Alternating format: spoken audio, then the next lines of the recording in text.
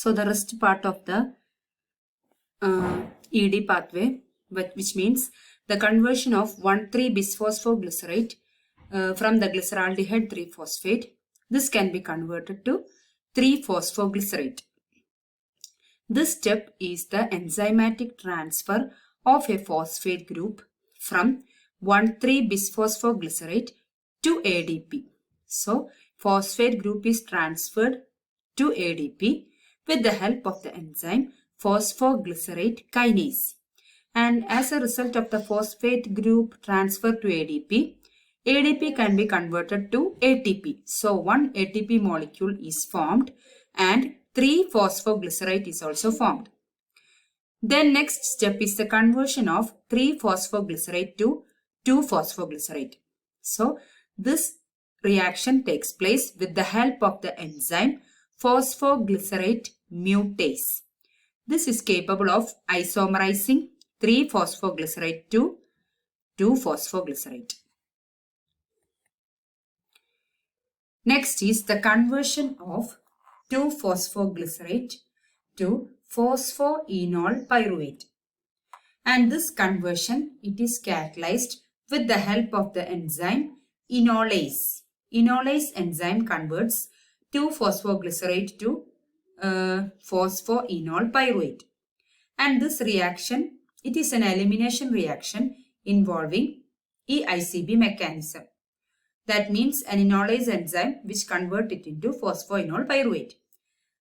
Next step is the conversion of phosphoenol pyruvate into pyruvate molecule. A final substrate level phosphorylation now forms a molecule of pyruvate and a molecule of ATP. Here also a substrate level phosphorylation occurs. So this may result in the formation of a pyruvate and a molecule of ATP with the help of the enzyme pyruvate kinase. So this serves as an additional regulatory step which is similar to phosphoglycerate kinase step. So finally, what is formed? The glucose can be converted to pyruvate. In the case of glycolysis also, glucose conversion to pyruvate occurs. But the net ATP molecule is 2 in the case of glycolysis. Whereas in the case of this ED pathway, during the conversion of glucose to pyruvate, one molecule of pyruvate molecule, one molecule of ATP is produced during this mechanism. So that this is the difference between the glycolysis and ED pathway.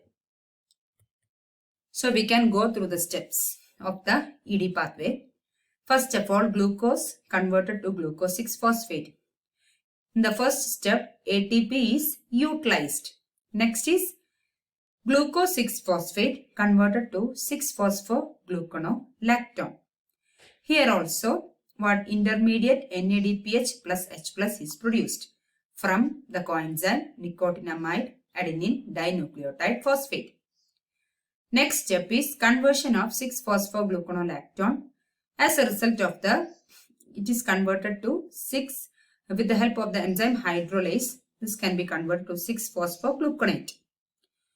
The next step is the formation of KDPG. I think the step we have discussed earlier. And in this step, water molecule is removed.